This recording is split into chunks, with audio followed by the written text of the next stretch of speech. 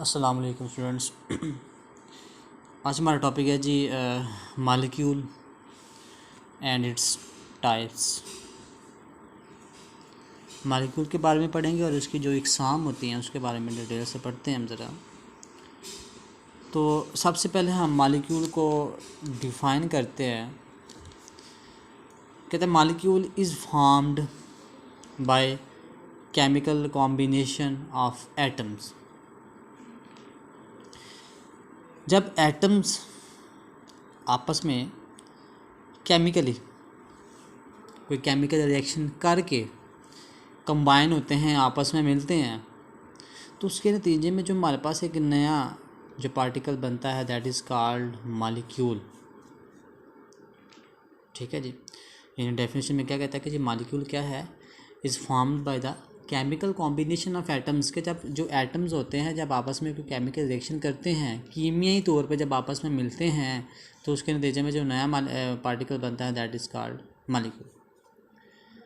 अब यहाँ पे हमारे पास जो है वो दो एटम्स मैंने शो किए हुए आपको। एक क्लोरीन का एटम ये है, एक क्लोरीन का एटम ये है। अगर आपस में दोनों केमिकल रिएक्शन करते हैं तो ये Cl2 that is molecule.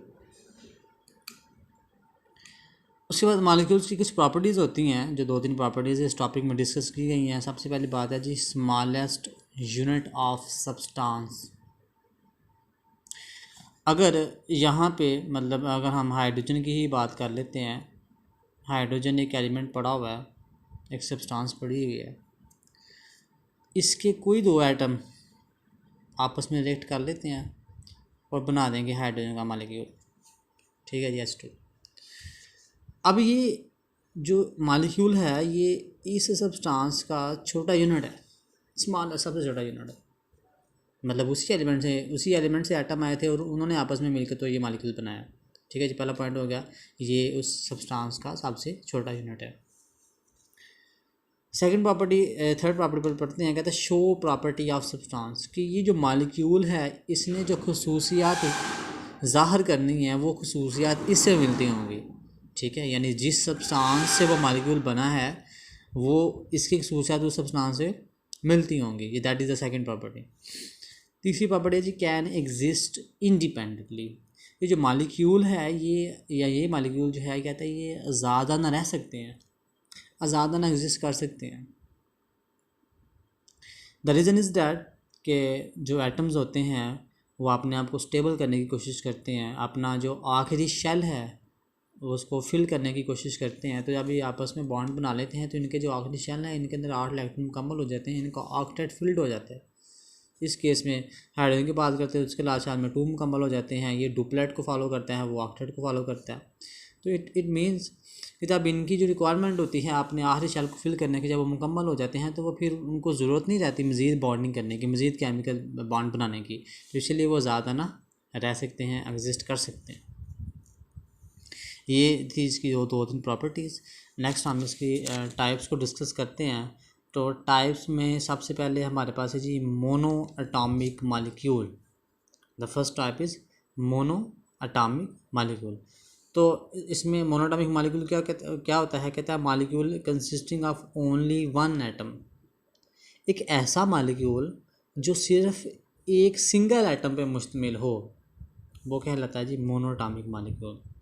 Example इसमें हमारे पास हैं जी इनर्ट गैसेस, जैसा कि हमारे पास हीलियम है हैविंग एटॉमिक नंबर 2, नियॉन है हैविंग एटॉमिक नंबर 10, आर्गन है हैविंग एटॉमिक नंबर 18। अब इनको हम इनर्ट गैसेस कहते हैं।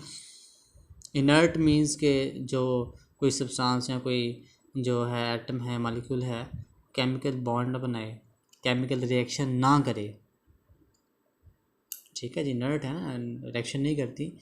रीज़न फिर वही जो भी बता रहा था कि अगर हम हीलियम की बात करते हैं तो इसके अलावा शेल में 2 इलेक्ट्रॉन है, इसका डुप्लेट मुकम्मल है, इसका शेल आखिरी मुकम्मल है, इसके पास एक ही शेल है, इसको तो ज़रूरत नहीं बॉन्ड बनाने की।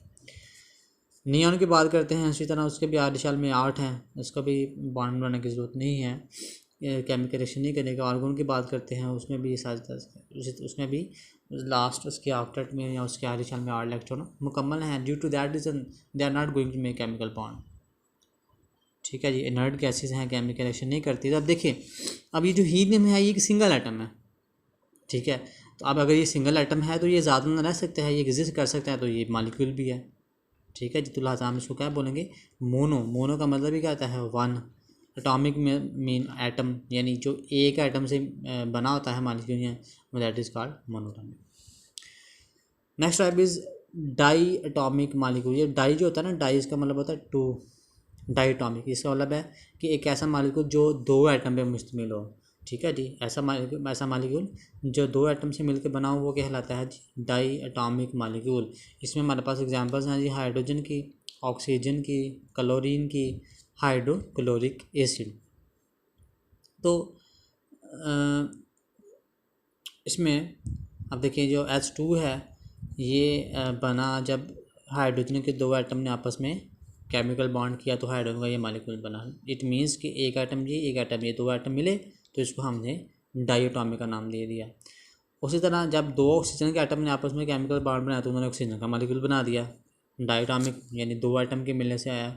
इसी तरह क्लोरीन के दो मालिक्यूल क्लोरीन के दो एटम्स ने आपस में केमिकल बॉन्ड बनाया तो क्लोरीन का एक मालिक्यूल बना। इस तरह एक हाइड्रोजन का एटम दूसरा क्लोरीन का एटम मिला तो आप उन्होंने ये HCl को बनाया। Third type is try atomic molecule. And try means three. एक ऐसा मालिक्यूल जो तीन एटम में मुश्तमिल हो उसको हम ट्राई एटॉमिक मालिक्यूल कहेंगे। एग्जाम्पल इसमें वाटर की और कार्बन डाइऑक्साइड की। ठीक है जी, वाटर और कार्बन डाइऑक्साइड। अब देखें ये वाटर है तो वाटर में दो एटम हैं हाइड्रोजन के और एक एटम है ऑक्सीजन का, जो ये तीन एटम मिलके वाटर को बना रहे हैं, वाटर का एक मालिक्यूल बन रहा है। इस तरह कार्बन का एक एटम है, दो ऑक्सीजन के हैं तो 2+1 3 एटम्स मिले तो कार्बन डाइऑक्साइड का एक मालिक्यूल बना। नेक्स्ट टाइप है जी पॉली एटॉमिक मालिक्यूल। तो जो लफ्ज़ है ना पॉली, इसका मतलब होता है मैनी, बहुत ज़्यादा। ठीक है जी। इसमें कोई फिगर मेंशन नहीं है कि यहाँ 3 या 4 5, मतलब कोई भी अमाउंट हो सकती है, मैनी एटम्स। ऐसा मालिक्यूल जो बहुत सारे एटम पे मुश्तमिल हो उसको हम पॉलीएटॉमिक मालिक्यूल कहते हैं। एग्जांपल हमारे पास है जी methane, that is CH4, methane. H4 sulphuric acid, C6H, that is glucose. ठीक है जी। तो इसमें देखिए इसमें तकरीबन काउंट करें तो 5 एटम है, इसमें 4 5 7 एटम है, इसमें जो है वो हमारे पास 12 12 24 एटम है। तो ये हमारे पास एग्जांपल्स हैं जी कि जिसमें एक से ज़्यादा एटम्स मौजूद हों, उस मालिक्यूल को हम पॉलीएटॉमिक मालिक्यूल कहते हैं। नेक्स्ट टाइप है जी होमो एटॉमिक मालिक्यूल। ये वर्ड है ना होमो, इसका मतलब होता है जी सेम, एक जैसे। तो ऐसा मालिक्यूल जो एक तरह के एटम से मिलकर बना हो उसको हम होमो एटॉमिक मालिक्यूल कहते हैं। एग्जांपल हमारे पास है H2, यानी जो हाइड्रोजन का है, देखे ना HH, दोनों ही हाइड्रोजन के एटम हैं, एक ही एलिमेंट से बिलोंग करते हैं दोनों, तो उन्होंने आपस में रिएक्ट किया तो हाइड्रोजन बना दी। ओजोन, 3 ओजोन ऑक्सीजन के एटम है। ठीक है, तीनों ही ऑक्सीजन से बिलोंग करते हैं और तीनों ने आपस में केमिकल रिएक्ट किया तो ओजोन बना दिया। अब S8 से बना रहा है कि ये 8 के 8 ही सल्फर के एटम है। ठीक है, सल्फर। P4 से बना रहा है 4 के 4 किसके एटम है जी, फास्फोरस के। तो सेम हो गया। उसके बाद नेक्स्ट हमारे पास लास्ट वन है जी that is hetero atomic molecule. And hetero mean different, hetero means different. ऐसा मालिक्यूल जो मुख्तलिफ तरह के एटम से मिलकर बना हो that is called heteroatomic molecule. तो एग्जांपल हमारे पास देखिए कार्बन डाइऑक्साइड की है। ये कार्बन का एटम जो है ये कार्बन के एलिमेंट से बिलोंग करता है और ऑक्सीजन के एटम जो है हम ऑक्सीजन के एलिमेंट से बिलोंग करते हैं। तो दोनों लिहाजा मुख्तलिफ तरह के एटम्स हैं आपस में रिएक्ट किया तो उन्होंने जो है वो कार्बन डाइऑक्साइड को बनाया। तो देखिए हेट्रो, मुख्तलिफ एटम्स। इसी तरह वाटर की बात करते हैं तो वाटर में 2 हाइड्रोजन के एटम है, एक ऑक्सीजन के हैं, दोनों मुख्तलिफ एलिमेंट से बिलोंग करते हैं तो आपस में केमिकल रिएक्ट कर रहे हैं तो वाटर बना रहे हैं। अमोनिया की बात करते हैं, उसी तरह एक नाइट्रोजन से बिलोंग करता है, 3 हाइड्रोजन के एटम एलिमेंट से बिलोंग करते हैं। तो मतलब बहुत ही तरह के एटम आपस में मिलकर एक मालिक्यूल बना रहे हैं that is hetero atomic molecule. ये देखिए जी हमने जो है वो पहले मालिक्यूल को डिस्कस किया, मालिक्यूल को यहाँ से लेके यहाँ तक उसकी डेफिनेशन भी जो प्रॉपर्टीज़ थी वो हमने इसको कवर किया। उसके बाद हमने यहाँ से इसकी जो पहली टाइप पढ़ी दैट इज़ मोनोटॉमिक एग्जांपल्स के साथ। सेकंड टाइप हमने यहाँ से डायटॉमिक की पढ़ी विद एग्जांपल्स। उसके बाद थर्ड टाइप हमने ट्रायटॉमिक की पढ़ी विद एग्जांपल्स। उसके बाद यहाँ से फिर हमने यहाँ तक जो है वो होमोटॉमिक को डिस्कस किया और उसके आगे से लेकर यहाँ तक हमने फिर हेट्रोटॉमिक मालिक्यूल को डिस्कस किया। तो ये टॉपिक आपने मुकम्मल राइट एंड लर्न करना है।